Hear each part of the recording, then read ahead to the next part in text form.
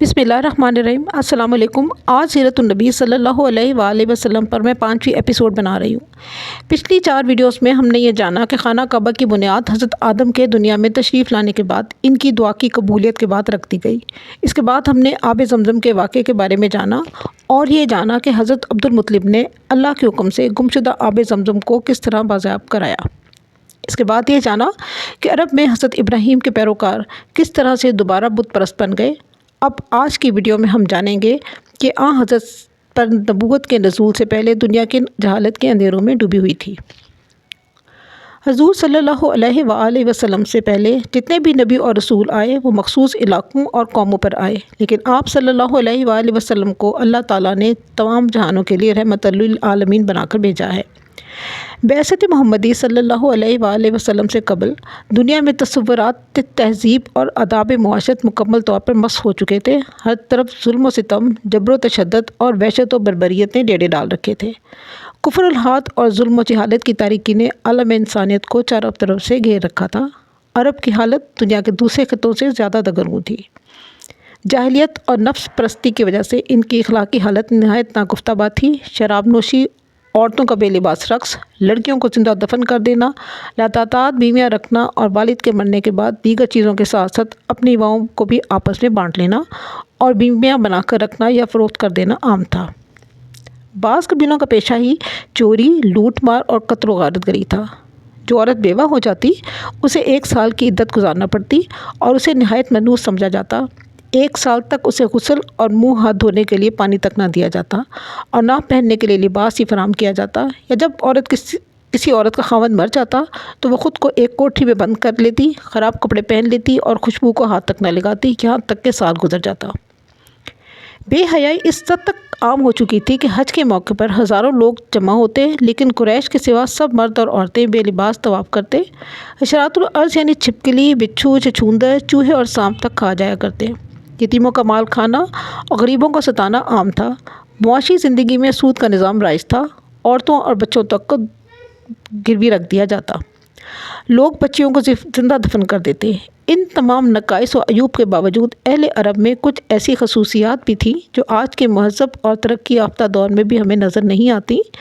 मसलन इफ़ाए अहद। हिजाज़ का अरब ना किसी का महकूम था और ना हवस मुल्किरी रखता था। शुरू से लेकर इस वक्त तक किसी गैर ने इन पर हुकूमत नहीं की थी।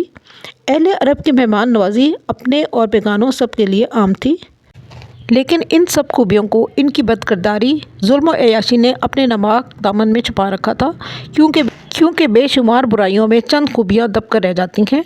मज़ीद ये कि इनके नज़दीक अच्छाई और बुराई में कोई फ़र्क नहीं था।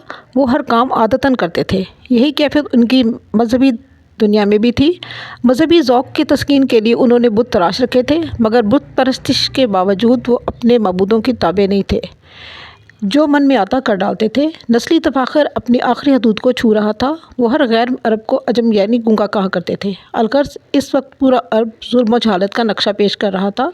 अपने वक्त ये सुपर पावर्स तहज़ीब नस्ल इंसानी के इर्तिका की बजाय छोटे और कमज़ोर ममालिक पर गुलामी की स्याह रात मुसल्लत करके एक गैर फितरी एहसास बरतरी के लाइलाज मर्ज़ में मुब्तला थी। तबकाती कशमकश तमाम तर कबाहतों के साथ इन इब्ने आदम का मुकद्दर बनी हुई थी। समाजी बुराइयों को चुंगल ज़हन इंसानी तक महदूद हो चुका था।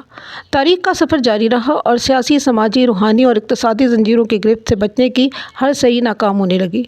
ईरानियों और रूमियों के हुक्मरान तबके पुरअसाश ज़िंदगी गुजार रहे थे। हुक्मरानों के गिरद खुशामदियों का टोला जमा हो चुका था। इलावा ज़ी अहले हुनर भी इन हुक्मरानों की दहलीज़ पर खींचे चले आ रहे थे। ये अहले कमाल भी अपने कमाल इन हुक्मरानों की पुरअसाइश ज़िंदगियों को मज़ीद पुरअसाइश बनाने के लिए इस्तेमाल कर रहे थे। शाही ख़जाने से इनाम पाते और हुक्मरान अवाम के खून पसीने की कमाई से अपने इशरत गदे सजाते। अवाम के साथ जानवरों से भी बदतर सलूक होता। हुक्मरान और महकूम तबकों के दरमियान नफ़रत की एक वसी खलीज हाइल थी। जुल्म का बाज़ार गर्म था और सुल्तानी जमहूर के कहीं भी आसार नज़र न आते थे। ईसाई दुनिया भी अजीब फ़िक्री और नज़री तज़ादात का शिकार थी। आसमानी हदायत तहरीफ़ात की ज़द में थी। 4वीं सदी ईस्वी में नसरानी हज़रत ईसा अलैहिस्सलाम की तालीमात से बहुत दूर हो चुके थे। यूनानी खराफात से लेकर रूमी बुत परस्ती तक हर बुराई को ईसाई दुनिया ने अपने गले से लगा रखा था। ईसाई मज़हब चंद बेजान अकायद और बेकैफ मरासम तक महदूद होकर रह गया था। روم کی مشرقی ریاست میں اجتماعی بدنظمی اپنی انتہا کو پہنچ چکی تھی۔ مجبور اور محقور عوام کے صبر کا پیمانہ لبریز ہو چکا تھا اور بڑے پیمانے پر فسادات شروع ہو چکے تھے۔ اخلاق اور کردار کی باتیں قصہ پارینہ بن چکی تھیں۔ ہر چیز پر شیطانیت غالب تھی۔ غلامی کو عمرہ نے اپنی ضروریت بنا لیا تھا۔ رومیوں کے اعلیٰ طبقات نے زمینوں پر قبضہ جما کر غلاموں کی کثیر تعداد کو کھیتی باڑی پر لگا رکھا تھا۔ ان غلاموں کی اولاد بھی خون پسینہ ایک کر کے زمین کا رزق بنتی رہتی۔ رومی غلاموں کے ساتھ وحشیانہ سلوک کرتے۔ پہلی صدی عیسوی میں رومیوں کی فتوحات کا سلسلہ ختم ہوا تو غلاموں کی آبادی میں بھی کمی واقع ہونے لگی، جس کے نتیجے میں محنت کش افراد کی نفری بھی کم ہو گئی۔ بہت سے جاگیردار جزوی طور پر اپنی زمینیں مزاروں میں تقسیم کرنے پر مجبور ہو گئے۔ حقیقت یہ ہے کہ رومی معاشرہ وحشت و درندگی اور بربریت کی علامت بن چکا تھا۔ حاکم اور محکوم کے دو طبقے وجود میں آ چکے تھے۔ ایک طبقہ عمرہ کا تھا جس کا مقصد عوام پر حکومت کرنا تھا، اور دوسرا عوام کا محکوم طبقہ تھا جو نسل در نسل حکمران طبقے کی خدمت بجا لا رہا تھا۔ یورپ میں ابھی تک تہذیب و تمدن اور علم و اخلاق کی صبح نمودار نہیں ہوئی تھی۔ یہ قومیں جہالت اور ناخواندگی اور جنگ و جدل میں ڈوبی ہوئی تھیں اور ظلم و جہالت کی تاریکی میں ہاتھ پاؤں مار رہی تھیں، مگر بار بار مصائب و حوادث میں گرنے کے باوجود بھی یہ عقل کے ناخن نہیں لے رہی تھیں۔ دوسری طرف یہ قومیں مہذب اور متمدن معاشرے سے بالکل الگ تھلگ گھٹا ٹوپ اندھیروں میں ٹانگیاں مار رہی تھیں، اور ترقی یافتہ تمام قومیں ان سے تقریباً ناآشنا تھیں۔ مشرق و مغرب کے ممالک میں جو انقلاب انگیز واقعات سے تغیرات پیش آ رہے تھے، ان سے ان قوموں کا دور کبھی واسطہ نہیں تھا۔ نہ دینی حوالے سے ان کے پاس کوئی طریقہ تھا اور نہ سیاسی دنیا میں ان کا کوئی مقام۔ رابرٹ بریفائڈ لکھتا ہے، 5ویں صدی سے لے کر 10ویں صدی تک یورپ پر گہری تاریکی چھائی ہوئی تھی، اور یہ تاریکی ترجیحاً زیادہ گہری اور بھیانک ہوتی جا رہی تھی۔ اس دور کی وحشت و بربریت زمانہ قدیم کی وحشت و بربریت سے کئی درجہ زیادہ بڑھی ہوئی تھی۔ اس تمدن کے نشانات مٹ رہے تھے اور اس پر زوال کی مہر لگ چکی تھی۔ وہ ممالک جہاں یہ تمدن برگ و بالا لایا اور گزشتہ زمانے میں اپنی انتہائی ترقی کو پہنچ گیا تھا، جیسے اٹلی، فرانس وغیرہ میں تباہی، طوائف الملوکی اور ویرانی کا دورہ تھا۔ بر اعظم ایشیا، یورپ اور افریقہ میں بسنے والے یہودی دنیا کی دیگر تمام اقوام سے اس لحاظ سے ممتاز تھے کہ ان کے پاس آسمانی دین کا بہت زیادہ علم تھا، لیکن یہ یہودی دیگر وجوہات کی بنا پر مذہب و سیاست اور تہذیب و تمدن میں وہ مقام نہیں رکھتے تھے کہ وہ دوسروں پر زیادہ اثر انداز ہو سکیں۔ دولت کی ہوس، غرور، تکبر، ہوس پرستی، نسبی تکبر اور قومی غرور کی وجہ سے ان کے اندر مخصوص ذہنیت پیدا ہو گئی تھی جو انہیں عوامی سطح پر آنے سے روکتی تھی۔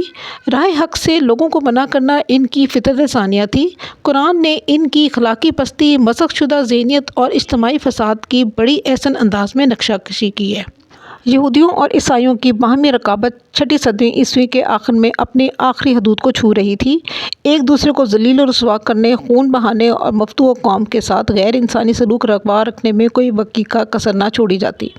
اس صفاقی جبر و تشدد اور وحشت و بربریت کے اس ماحول میں جس کا مظاہرہ دونوں مذاہب وقتاً فوقتاً کرتے رہتے تھے، ان سے کیا توقع کی جا سکتی تھی کہ وہ اپنے دور حکومت میں انسانیت کے پاسباں ہوں گے اور حق و انصاف اور عدل و مساوات کی اقتدار کی پاسداری کریں گے۔ اسلام کی آمد سے قبل دنیا میں بے شمار تہذیبیں عروج و زوال سے دوچار ہوئیں، لیکن آج چند ایک کے سوا سب اپنا تشخص کھو چکی تھیں۔ قبل اسلام معروف تہذیبیں اسلام کی آمد سے قبل دنیا میں بے شمار تہذیبیں عروج و زوال سے دوچار ہوئیں۔ بت پرستی اس حد تک بڑھ گئی تھی کہ کعبے میں بھی 360 بت رکھے ہوئے تھے۔ چاند، سورج اور ستاروں کی پرستش ہوتی تھی۔ نصرانیت، یہودیت اور مجوسیت کے پیروکار بھی تھے، مگر ان مذاہب کی صورتحال بدل چکی تھی۔ ایرانی یزداں اور ہرامن دو قسم کے خداؤں کے قائل تھے۔ ہندوستان میں بت پرستی کا دورہ تھا۔ گویا اس زمانے میں صرف عرب ہی نہیں، ساری دنیا جہالت اور گمراہی میں غرق تھی۔ 8 ہجری میں فتح مکہ کے بعد اس دور کا خاتمہ ہوا۔ امید کرتی ہوں میری آج کی ویڈیو آپ کو پسند آئی ہوگی۔ اس سلسلے میں اگر کوئی مشورہ دینا چاہیں تو مجھے خوشی ہوگی۔